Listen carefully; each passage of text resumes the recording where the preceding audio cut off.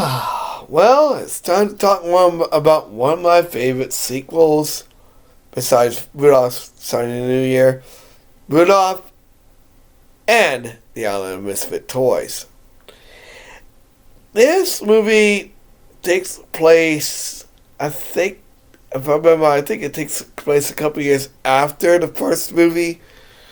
So, ever since Rudolph went, to the Island of Misfit Toys in the first movie, they've always been going there. But now, they have a villain. And he's actually pretty good. I like this villain in this movie. They also have a pig. Now, she's actually pretty good. I thought that this gal was really good in this movie. The gal who played the person in this pig in this movie is great. They brought back our favorite characters: Yukon, Kirby, Bumble. This is definitely a sequel to Rudolph the Red-Nosed Reindeer. Although some people will argue that this movie is the sequel to the Disney version. But by the way, people, it is not the sequel to that movie because they don't have the same characters. They don't. There's no Stormella, there's no Fox, nothing. This is an actual sequel to the Rankin Bass version of the movie. So, I also forgot to mention at the end of, if you watch Rudolph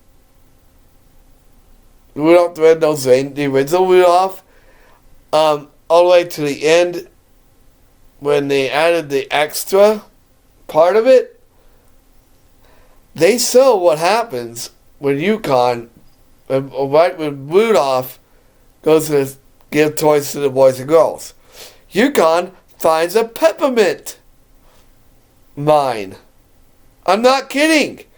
He throws his axe up in the air, and it lands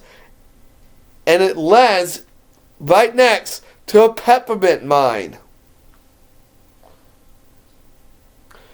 So, I'll tell you why this is a thing in this movie. Everything in this movie kind of explains what happened to them between the movies. Rudolph and Clarice are still together. In fact, Clarice is now learning how to be a reindeer. She wants to learn how to fly.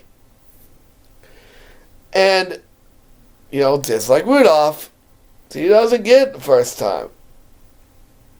She doesn't get, well, actually, unlike Rudolph, she doesn't get it the first time. He also went into his pig. I don't remember her name.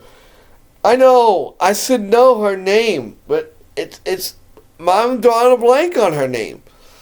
But she tells everyone that she fixes toys.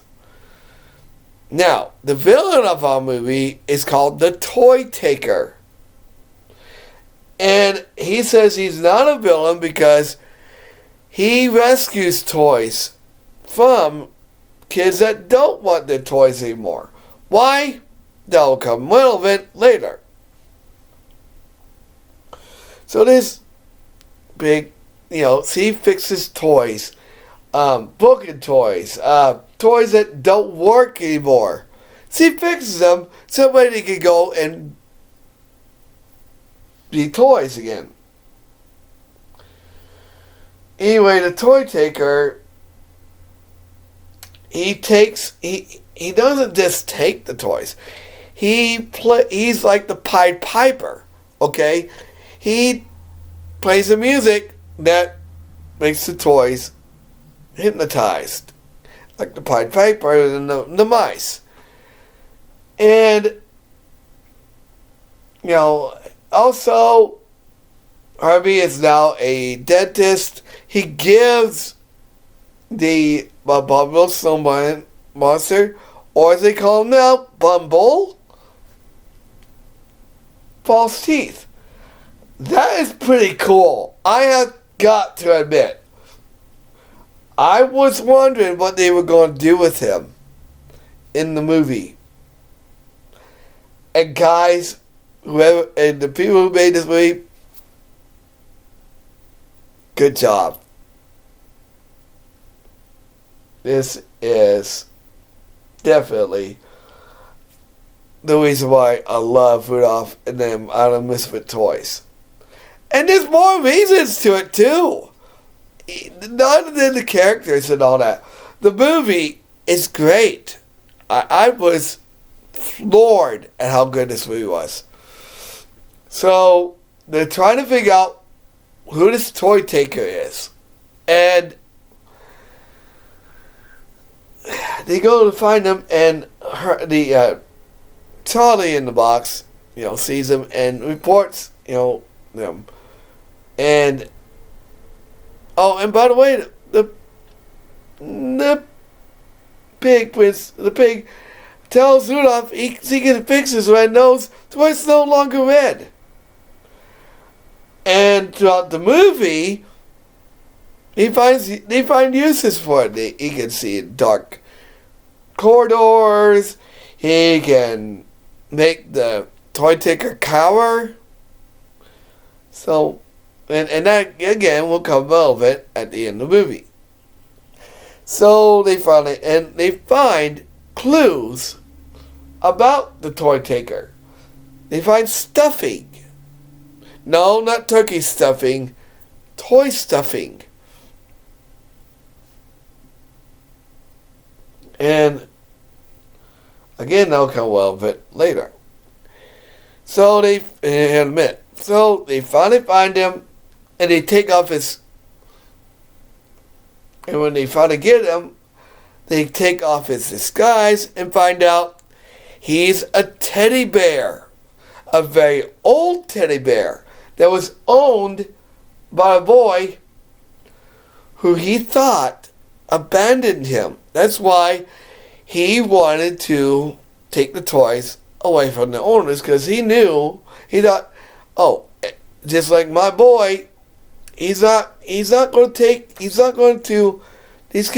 take care of the toys. They're going to leave them and forget them. And he's so old, his stuffing is falling out, which is kind of sad. But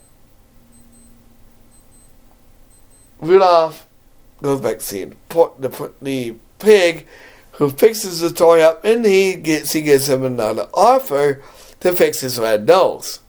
And Rudolph, Clarice, tells him, well, that thing's coming pretty handy.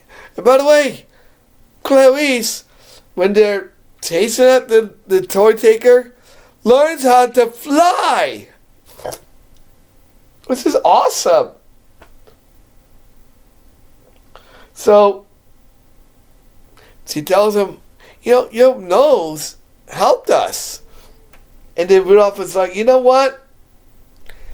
I want it. I want to keep it. It's mine. And Big's like, okay, you can keep it.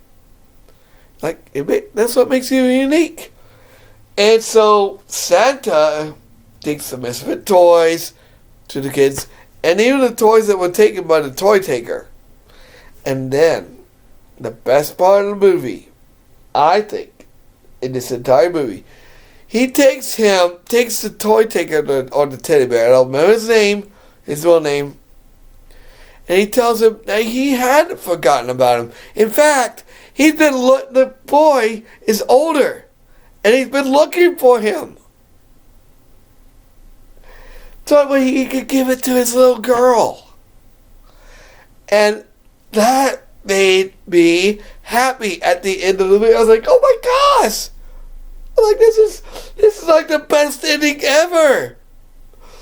This is mind-blowing. So yeah, guys, if you want to see a good sequel to Rudolph the Red-Nosed Reindeer, watch Rudolph and the Island of Misfit Toys. You will not be disappointed. It's a great movie. Oh! And Yukon is still, and by the way, Yukon has been looking for peppermint mines throughout the whole movie. And guess what he finds? What has he been looking for the entire movie of Rudolph the Red-Nosed Reindeer? He finds a gold mine. So everybody wins. Even Yukon. He finds a gold mine. It's awesome. So anyway, again, you guys should watch Rudolph and the Island of Misfit Toys. It's a great sequel besides Rudolph's Shiny New Year. I'll see you guys tomorrow. We're going to talk about Santa Claus. The year without a Santa Claus. Like, comment, subscribe, share. I'll see you guys tomorrow.